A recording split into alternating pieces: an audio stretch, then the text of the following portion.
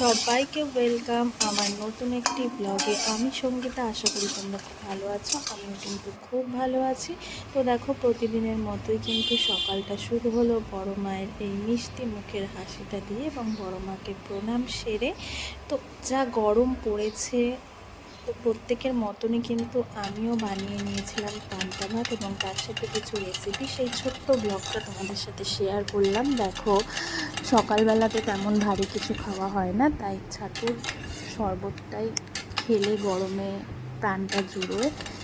প্রচুর গরম পড়েছে আমাদের এখানে, আশা করি তোমাদের ওখানেও খুব গরম পড়েছে। তো তোমাদের ওখানে কত ডিগ্রি অবশ্যই কমেন্ট করে তোমরা আমাকে জানাতে পারো।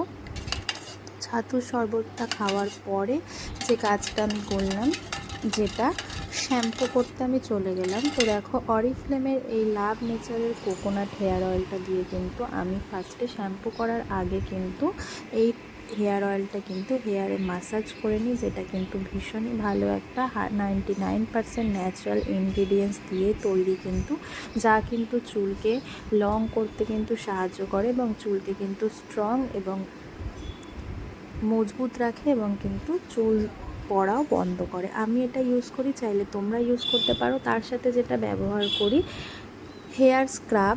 আমরা বডিতে স্ক্রাব প্রত্যেকে ইউজ করি, কিন্তু হেয়ার স্ক্রাবটা একটু নতুনত্ব লাগছে। এটাও কিন্তু অরিফ্লেমের একটা হেয়ার স্ক্রাব রয়েছে, যেটা কিন্তু আমাদের হেয়ারের যত ময়লা আছে হেয়ারের স্ক্যাল্পে, সেটা কিন্তু দূর করতে সাহায্য করে। তারপর দেখো, যেহেতু তোমাদেরকে বললাম পান্তা ভাতের রেসিপি করেছিলাম, তো আগে বাসি ভাত দিয়ে করিনি, আমি নতুন ভাতই বসিয়ে নিয়েছিলাম।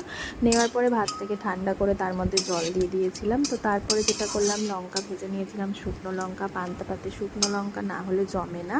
তো তার সাথে যেটা আমি করেছিলাম, পাঁপড় ভাজা করেছিলাম ফার্স্টে, যেটা তোমাদের সাথে শেয়ার করলাম। এরপরে আলু, টমেটো, পেঁয়াজ, রসুন এগুলো প্রত্যেকটাকে কি করব, আমি হালকা করে একটু পোড়া পোড়া করে কিন্তু একটু ভেজে নিয়েছিলাম, হালকা অয়েল দিয়ে সেটাকে তারপর মেখেছিলাম। দেখো, এত সুন্দর ডিশটা দেখতে হয়েছিল। আমার তো গরমে এই রেসিপিগুলো ভীষণ ভালো লাগে। তার সাথে করেছিলাম ডালের বড়া, তার সাথে কাঁচা লঙ্কা আর পেঁয়াজ থাকলে জাস্ট জমে যাবে। শরীর তৃপ্তি করা একটা খাবার, যা কিন্তু ভীষণ উপকার। তোমাদের কাদের ভালো লাগে অবশ্যই কমেন্ট করে জানিও। Thank you.